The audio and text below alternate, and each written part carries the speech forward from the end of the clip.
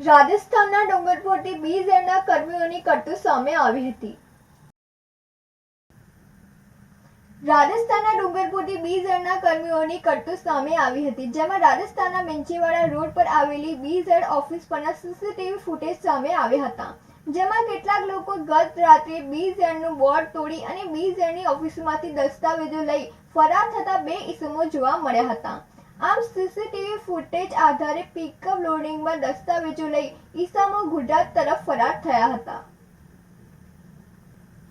ભરત કડિયા સાથે Nandini Joshi, city news Modasa.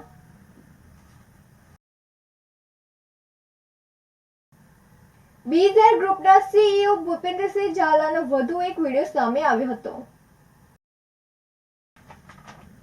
BZ ગ્રુપના CEO Bhupendrasinh ઝાલાનો વધુ એક વિડીયો સામે આવ્યો હતો, જેમાં કીર્તિદાન ગઢવીના ડાયરામાં પૈસાની લાણી કરતો વિડીયો વાયરલ થયો હતો, જેમાં 6000 કરોડનો કૌભાંડી હાથમાં પૈસાના બંડલ લઈ કીર્તિદાન ગઢવીના ડાયરામાં પૈસા ઉડાડતા નજરે પડ્યો હતો। આમ વૈભવી મોજ શોખ અને વૈભવી જીવન જીવનાર ભૂપેન્દ્રસિંહ ઝાલાએ લોકોને પ્રભાવિત કર્યા હતા। ભરત કડિયા સાથે નંદિની જોશી, સિટી ન્યૂઝ મોડાસા। માલપુરના રૂગનાથપુર રોડ પરથી BZના કરોડોના કૌભાંડ વચ્ચે તૂટેલું લેપટોપ મળી આવ્યું હતું। અરવલ્લી જિલ્લાના માલપુર તાલુકાના રૂગનાથપુર રોડ પરથી બિનવારસી લેપટોપ મળી આવ્યું હતું, જેમાં માણેક કૃપા સ્કૂલ સામે કેનાલ પાસેથી BZના કરોડોના કૌભાંડ વચ્ચે તૂટેલું લેપટોપ મળી આવ્યું હતું। જો કે BZ કૌભાંડમાં ઝડપાયેલ મુખ્ય એજન્ટ મયુર દરજી પણ માલપુરનો જ વતની છે। હાલ લેપટોપ માલપુર પોલીસ દ્વારા જપ્ત કરાયું છે અને પોલીસે જાણવા જોગ ફરિયાદ આધારે વધુ તપાસ હાથ ધરી હતી। લેપટોપમાં મોટા હવાલાની શક્યતા નકારી ન શકાય, જેને લઈ પોલીસ દ્વારા ટેકનિકલ મદદથી તપાસ થઈ શકે છે। ભરત કડિયા સાથે Nandini Joshi, city news Malpur.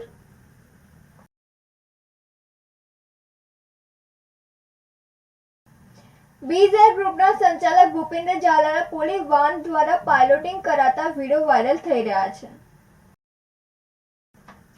BZ ગ્રુપના સંચાલક ભૂપેન્દ્ર ઝાલાના શોખ કિરણ પટેલ જેવા જ હતા, જેમાં કિરણ પટેલની જેમ પોલીસ સાથે રાખીને ભૂપેન્દ્ર ઝાલા રોફ જમાવતો હતો, જેમાં વડોદરા, મોડાસા અને વતન ઝાલાનગરમાં પોલીસ પાયલોટિંગ સાથે ફરતો હોવાનો વિડીયો સોશિયલ મીડિયામાં વાયરલ થઈ રહ્યા છે।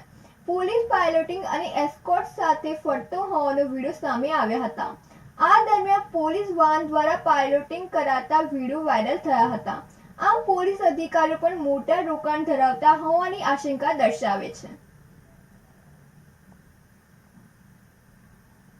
ભરત કડિયા સાથે Nandini Joshi, city news Modasa.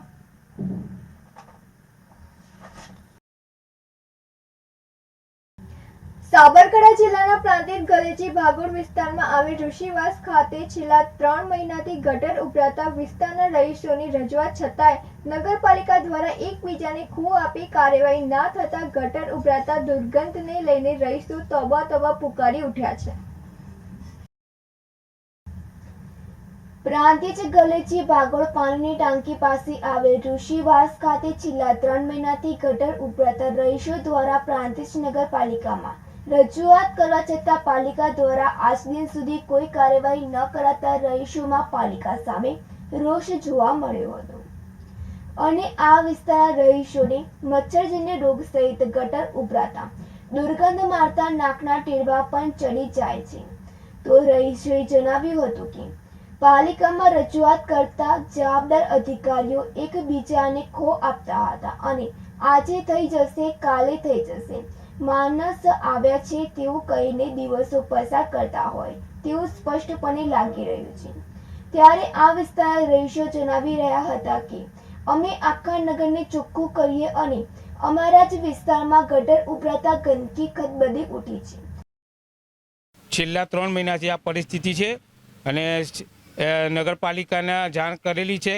SI સંજયભાઈ ચૌધરીને 4 થી 5 વખત જાણ કરેલી છે, મેડમને જાણ કરેલી છે, ચીફ ઓફિસરને, પણ છતાં બી હજુ સુધી કંઈ કામ થયું નથી। આ મારી વાઈફ છે, એની તબિયત ખરાબ રહે છે, એની બી વાત કરેલી છે, પણ હજુ સુધી 3 મહિનાથી કોઈ કામગીરી હાથ ધરાઈ નથી। એટલે મારી નમ્ર વિનંતી છે કે આગળ કામગીરી હાથ ઉપર લે એવી નમ્ર વિનંતી।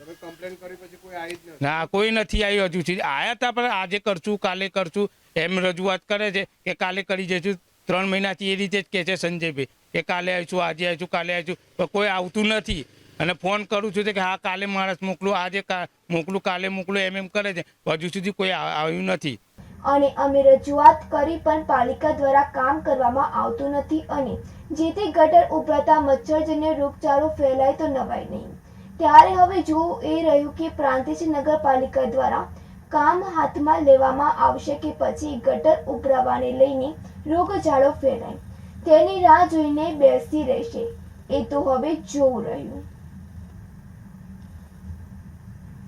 રમેશ મિસ્ત્રી સાથે તનિષા પરમાર, સિટી ન્યૂઝ, પ્રાંતિજ.